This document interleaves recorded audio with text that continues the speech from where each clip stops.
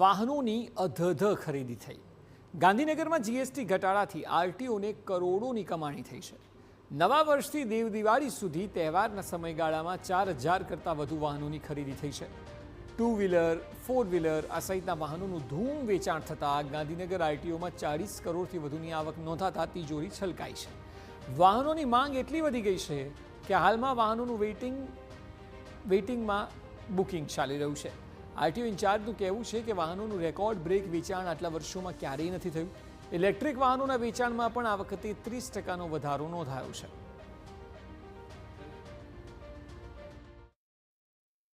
મુજબ દિવાળીથી દેવ દિવાળી ખાલી 15 દિવસ માટે કુલ 4,028 વાહનોનું વેચાણ થયેલું, જેમાં 2 વ્હીલર 4 વ્હીલર ઇલેક્ટ્રિક વાહનો છે, ટ્રેક્ટર છે, ગુડ્સ છે, બસ વિવિધ પ્રકારના વાહનો વેચાયા છે.